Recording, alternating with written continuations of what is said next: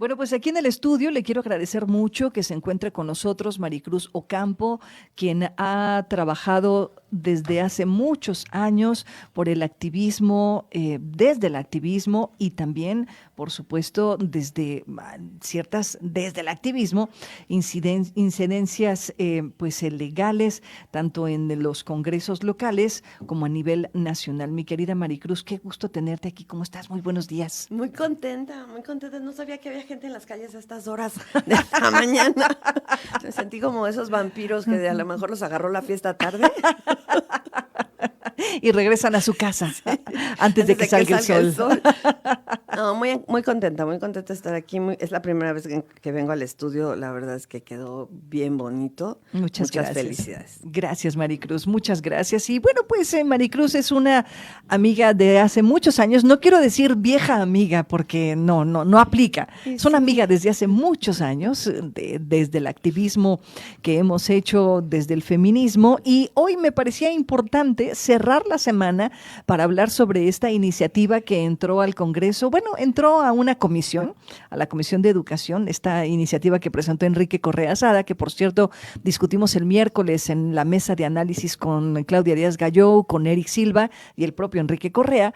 Y pues bueno, no terminamos de ponernos de acuerdo, ¿no? Enrique Correa dice que a través de esta iniciativa lo que quiere es garantizar la educación para las niñas que queden embarazadas. Él decía, bueno, es una ley que protege a las niñas de secundaria, de preparatoria y por supuesto de universidad. Y también hacía referencia, Maricruz, a los varones que están en condición de paternidad, también en esas edades. Estamos hablando de secundaria, preparatoria y universidad. Y bueno, pues, ¿qué mejor que la voz de quienes han trabajado en la práctica y desde las leyes sobre este tipo de reformas o iniciativas, Maricruz? Mira, yo creo que aquí lo grave es la palabra niñas. Y cuando estamos hablando de que una niña en la secundaria pueda continuar sus estudios, ya estamos hablando de un problema estructural muy grave en este país, que es que veamos que las niñas y las adolescentes sean madres y no lo veamos tan complicado, ¿no? No le veo a la iniciativa del diputado ninguna acción de prevención, por ejemplo, ¿no? Y en lugar de hacer una reforma que además está incluida en la Constitución, donde está terminantemente prohibida la discriminación, y es una reforma que realmente pues es vacía porque ya las autoridades educativas de todos los niveles, sobre todo las autoridades educativas públicas, tienen la obligación, de acuerdo con el primero de Constitucional, de promover, respetar, proteger y garantizar los derechos humanos y en caso de violaciones a derechos humanos, investigar, sancionar, pero también prevenir, ¿no? Y erradicar. Entonces, ¿dónde está la novedad? Si esto ya es una obligación que tendrían que hacer. Eso por un lado. Pero por el otro lado también queda prohibida la discriminación. El párrafo 5 del artículo primero constitucional se establece de manera clara y precisa que no puede haber discriminación. Entonces, la Constitución es vinculante, es exigible y es justiciable. Entonces, no habría necesidad, ¿no? Pero además, con habérselo puesto de manera explícita al reglamento de UCB, que es más que suficiente, no tendríamos ni siquiera que esperar a que pase a comisiones, a que se discuta, que se apruebe, que se publique, ¿no? Ya. Porque todavía van a pasar muchos meses. Pero no hablan de la prevención, no hablan de cómo hacemos para, por ejemplo, si obligar a la UCB a cumplir con una obligación que ahorita es muy omisa, que es, por ejemplo, la educación sexual integral. ¿Para qué nos sirve una educación sexual integral? Más allá de enseñarles ese dibujito que me acuerdo cuando yo era niña, yo decía, bueno, y esa como animalito que dibujan, ¿qué es, no? ¿Te acuerdas que era así como una naricita con dos ojitos? Que era la vagina y unos ojitos, Sí, ¿no? los ovarios. Supuestamente los ovarios. Bueno, ¿por qué no hacemos y obligamos a las escuelas a proporcionar una educación sexual integral que además empieza desde los primeros años de educación, empieza desde el kinder, primero, segundo, y no estoy hablando, y esto es una cosa en la que se confunde, de decirle a los niños, sí, por favor, adelante, ve y ten relaciones sexuales. Al contrario, ¿cómo los enseñamos, cómo los preparamos para identificar cuando están siendo víctimas de acoso, hostigamiento, abuso, violación? por parte incluso de familiares, que es donde más ocurre este tipo de violencias. ¿Cómo les enseñamos cómo protegerse precisamente de un embarazo, de una enfermedad de transmisión sexual?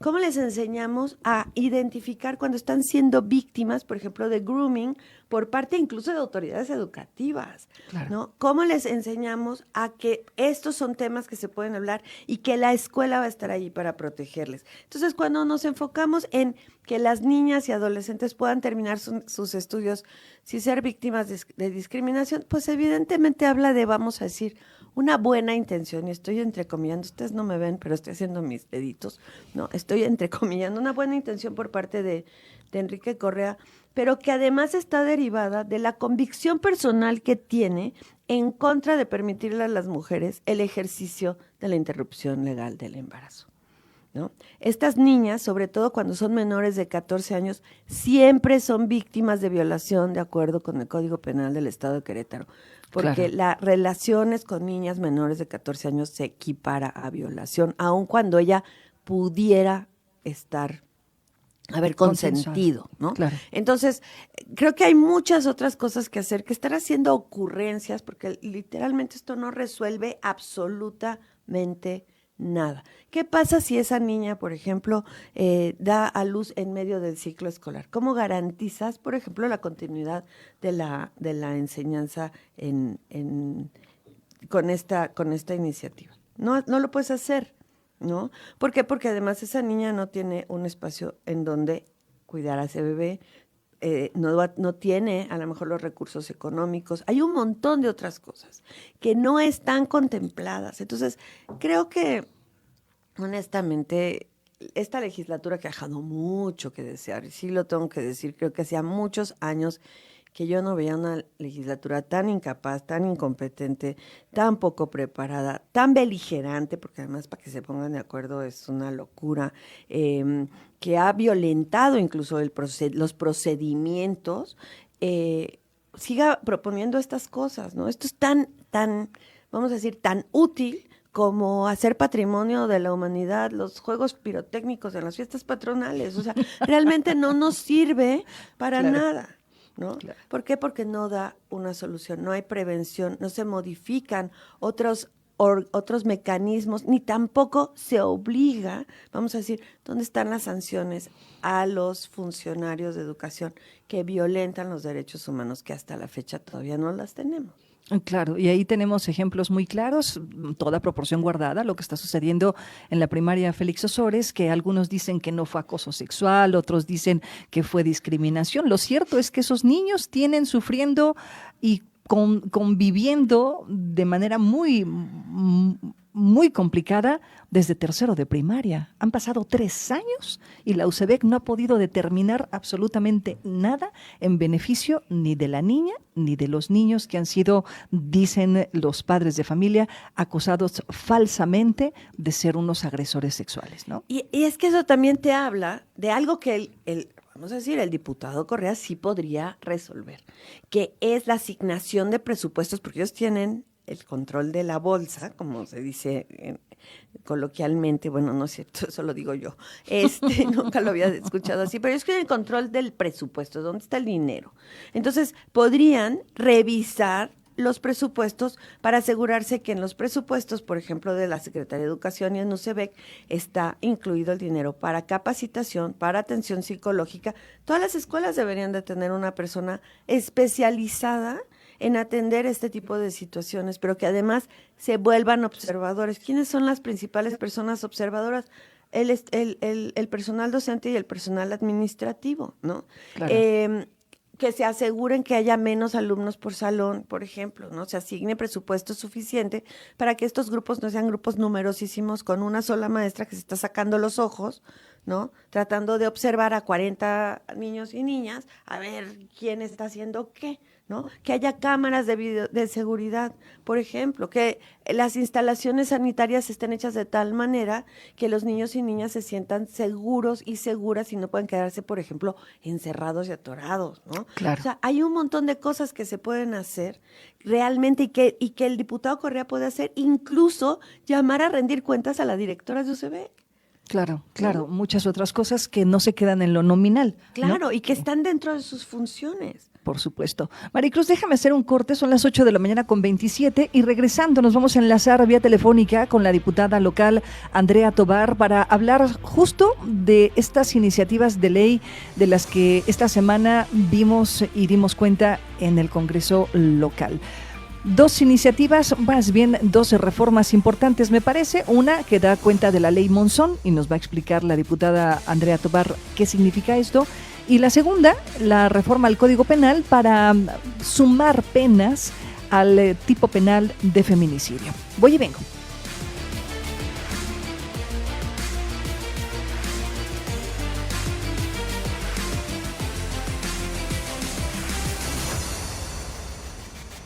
Nos quedan unos cuantos minutos en este primer bloque de información, es decir, de las 8 a las 9, mi querida Maricruz. Y no quería despedirte antes de que escucharas las declaraciones y pues las afirmaciones de la diputada Andrea Tobar a propósito de este tipo penal, de estas penas que incrementaron a propósito del feminicidio, que tú y yo lo hemos visto en la práctica, tiene muchos recovecos. Y yo recuerdo el caso particularmente de Rosabelina en Landa de Matamoros, que pues evidentemente fue un tema que dejaron abandonado, que no hubo posibilidades de rescatar el juicio en términos a favor de la víctima, y el victimario terminó con una sentencia de apenas, creo que 14 años de prisión, cuando lo que sucedió con Rosabelina fue a todas vistas un brutal asesinato, si no le queremos poner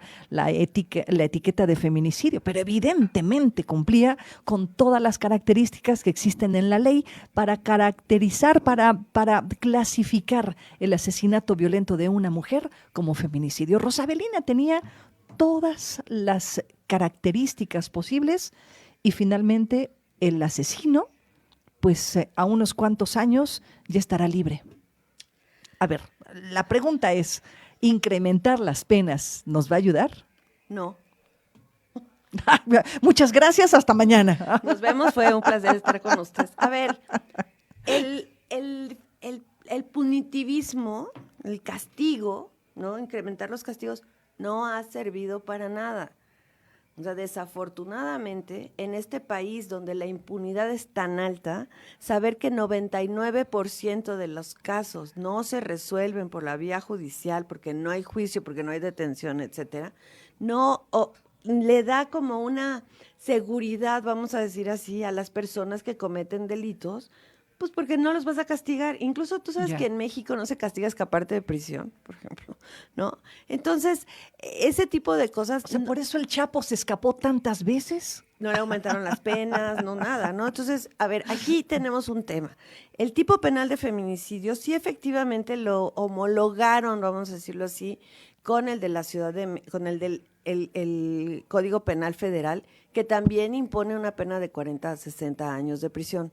Ok. A ver, a nivel federal, el feminicidio rara vez es sancionado porque normalmente se le llaman a esos delitos del fuero común. ¿Qué quiere decir? Que ocurren bajo la jurisdicción, la competencia de autoridades locales, ¿no? En este caso, por ejemplo, el Estado. La Fiscalía y el Estado, claro. Exactamente. Y quienes investigan normalmente son las fiscalías. ¿Qué es lo que hemos visto? Y es algo que hemos platicado con muchas compañeras, incluso ayer yo lo platicaba con la doctora Alicia Elena Pérez Duarte, que fue la primera fiscal especializada en violencia contra las mujeres del país, ¿no? en lo que era la Procuraduría General de la República. Y lo que hemos concluido es, el tipo penal de feminicidio como está ahorita no sirve, no, porque es muy difícil aplicarlo, porque las causales están mal redactadas. Entonces, ¿qué es lo que hacen las fiscalías? Pues se salen por la tangente, ¿no? Por ejemplo, vamos a hablar de una muy sencilla. Muchos de los feminicidios son cometidos por las exparejas y sin embargo no están contemplados como, ¿no? De manera específica. En el caso de Cecilia Monzón, que fue asesinada por su exmarido en 2010 y que, bueno, finalmente ya tiene sentencia, se le sentenció el 23 de diciembre de este año, del año pasado, perdón. demostrar el feminicidio fue una cuestión muy difícil, ¿no? En Querétaro nos ha ocurrido también que muchas veces las causales, de acuerdo con la fiscalía, no son fáciles de demostrar. Y entonces, ¿qué es lo que va a ocurrir? Pues que se van a ir por homicidio calificado, que es lo que nos ha ocurrido en el estado de Querétaro y en muchos estados. Y voy a dar un ejemplo así muy, muy dramático, que es Guanajuato. Guanajuato es uno de los estados de la República con el mayor número de muertes violentas de mujeres. Estamos hablando de cerca de 1,000, ¿ok? Homicidios culposos, homicidios dolosos, etcétera. Salió el secretariado, el informe del secretariado antier, no he tenido oportunidad de leerlo, pero íbamos de una manera tremenda. Sin embargo, Guanajuato llevaba apenas 17 feminicidios o carpetas de investigación abiertas por feminicidio. Yeah. ¿Por qué? Porque es difícil, o sea, es difícil por cómo está redactado. Entonces, Entonces mejor lo meten en la estadística de homicidio. Se va como homicidio, exactamente, porque no están contempladas un montón de cosas en el tipo penal de feminicidio y eso nos aqueja en Querétaro. Déjame hacer un corte, tengo que hacer un corte comercial y regresando quisiera que platicáramos brevemente, mi querida Maricruz, cuáles son aquellas causales, es decir, ¿en dónde está la diferencia de un homicidio y un feminicidio y por qué se ha hecho tan complicado el ejercicio de la justicia, particularmente en este tipo de casos? Voy a corte, no le cambie, 8:56, regreso.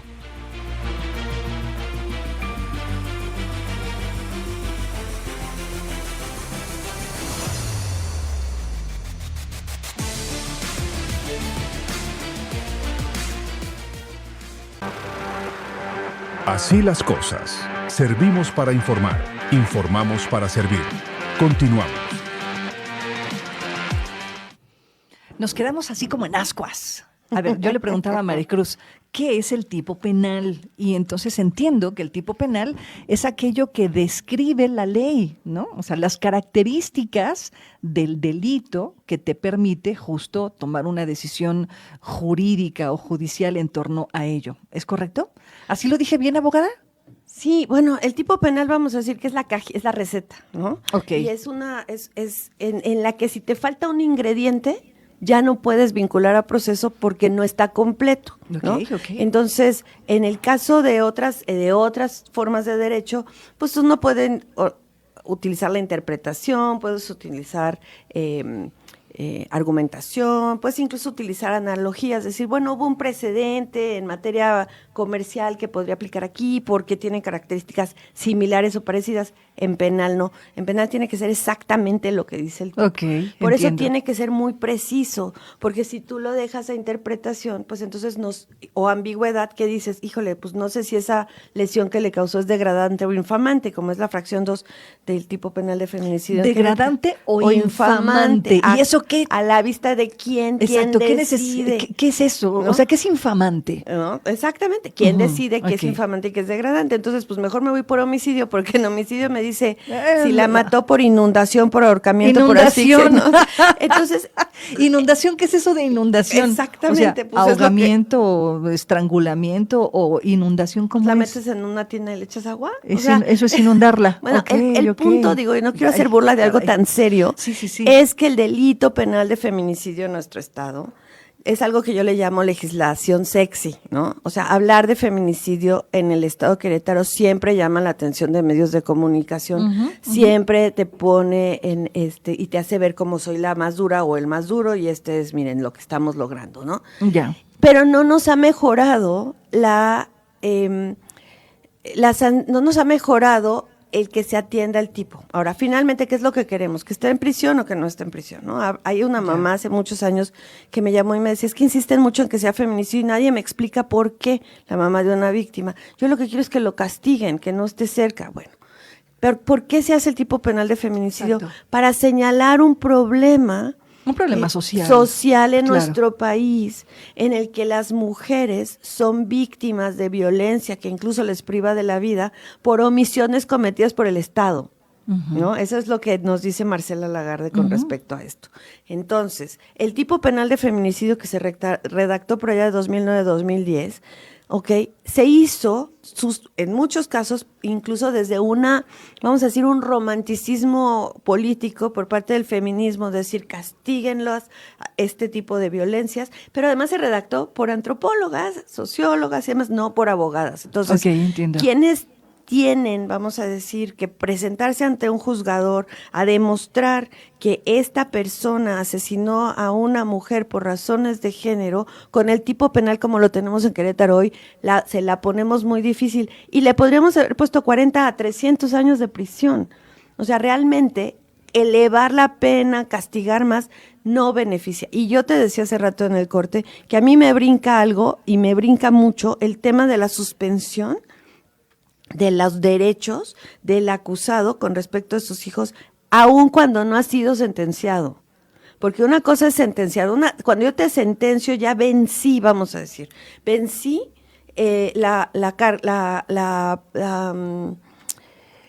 ya te vencí en juicio, ya te mostré que eres culpable. Hice todo lo que fue necesario y el juez dijo si es culpable, pero luego todavía queda apelación y todavía queda amparo, ¿no? Entonces, para que esté bien en firme, tiene que agotarse todo. Pero ya te vencí en juicio, ya te encontré culpable. Es igual de grave que la prisión preventiva de manera oficiosa, ¿no? Te meto a la cárcel en lo que averiguo y entonces después te doy oiga, usted disculpe, ¿no? Entonces, a esa persona a la que encuentren inocente, por ejemplo, le van a dar un usted disculpe, ¿no? Ahí están sus hijos, tómelos de regreso. Bueno, en el supuesto de que lo encontraran inocente. Pero lo muy probable es que si no está bien establecida una carpeta de investigación, pues eso puede ocurrir. Pero además la presunción de inocencia es hasta que no tienes una sentencia en firme. Entonces es violatorio de derechos humanos, en mi opinión, y hay que entender que sí, hay un principio de interés superior de los menores, y sí hay que protegerles de la manera más amplia y más completa. Pero tampoco se puede, en una colisión de derechos, decir, este es el derecho que vamos a proteger y este no, porque aquí tenemos un tema. Y lo otro es que incrementar las penas no ha funcionado. Esos llamados a que tengan de 40 a 60 años de prisión, 50 a 70 años de prisión, a 300 años, castraciones químicas, incluso penas de muerte, son contrarias a la Constitución y a los tratados internacionales de los que el Estado mexicano forma parte, incluida la Convención Americana de Derechos Humanos. A ver, por mucho que nos irrite que haya un feminicida, por mucho que nos irrite y nos lastime y nos duela que hay asesinos de mujeres, pues de todos modos tienen derechos.